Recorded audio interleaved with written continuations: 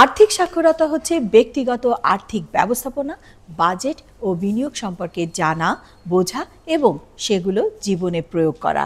অর্থের সঙ্গে আপনার সম্পর্কের মূল ভিত্তি হচ্ছে আর্থিক সাক্ষরতা। আর্থিক সাক্ষরতা আপনাকে আর্থিক প্রতারণার হাত থেকে রক্ষা করবে। বর্তমান ডিজিটাল দুনিয়ায় প্রতিনিয়ত নানা অভিনব উপায়ে আর্থিক প্রতারণা বেড়েই চলেছে।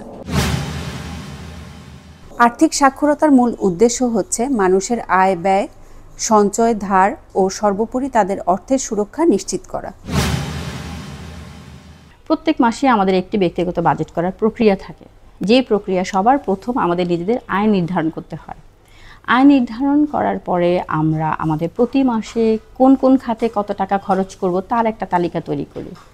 তালিকা তৈরি করার পরে সবচেয়ে বেশি জরুরি যেটা আবশ্যিক এবং অপরিবর্তনশীল ব্যয়, যেটা না হলেই না সেটা নির্ধারণ করা এবং সবশেষে আয় ও ব্যয়ের একটি পার্থক্য বের করা।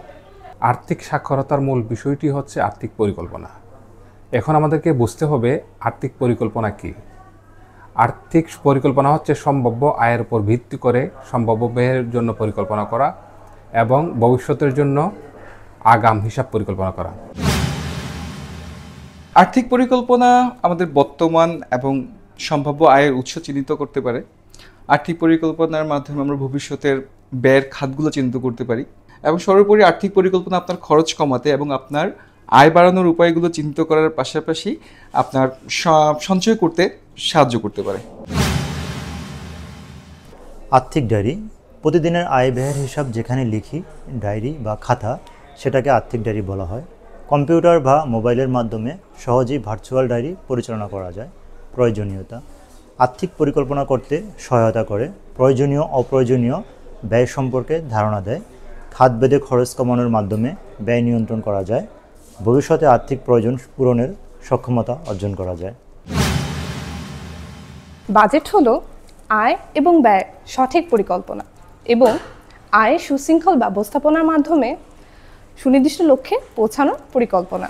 ধাপে ধাপে বলতে গেলে নিজের আয় নির্ধারণ, মাসিক খরচের তালিকা তৈরি, আবশ্যিক এবং পরিবর্তনশীল ব্যয় নির্ধারণ, আয় এবং ব্যয়ের পার্থক্য বের করা, পরিবর্তনশীল ব্যয়সমূহ সমন্বয় করা, সঞ্চয়ের অর্থ দিয়ে করণীয় কাজসমূহের সিদ্ধান্ত গ্রহণ, প্রক্রিয়াটির সাথে অভ্যস্ত হওয়া, আর্থিক ডায়েরি পরিচালনা করা।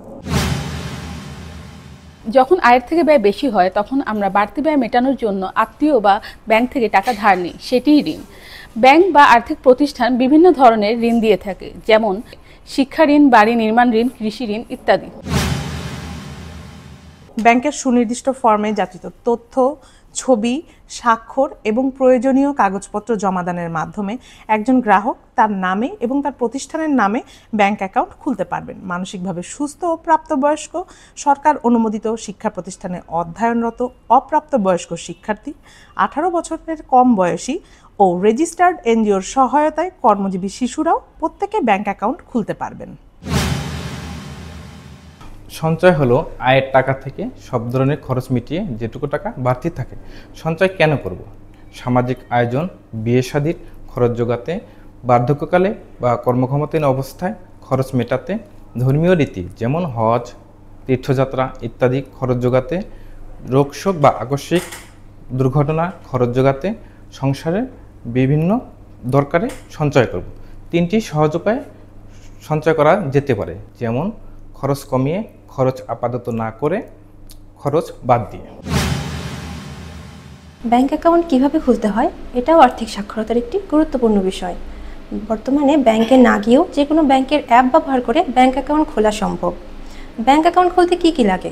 প্রথমেই নির্দিষ্ট ব্যাংকের পূরণকৃত আবেদনপত্র, আবেদনকারীর 2 কপি পাসপোর্ট সাইজের সত্যায়িত ছবি, নমুনা স্বাক্ষর, নমিনির স্বাক্ষর, এক্ষেত্রে ব্যাংক কর্মকর্তার সামনে করা বাঞ্ছনীয়, আবেদনকারী ও নমিনির জাতীয় পরিচয়পত্রের ফটোকপি, মনোনীত নমিনির 1 কপি পাসপোর্ট সাইজের ছবি যা অ্যাকাউন্ট হোল্ডার কর্তৃক সত্যায়িত হতে হবে। মনে রাখবেন, নমিনি একাধিক হতে পারবেন।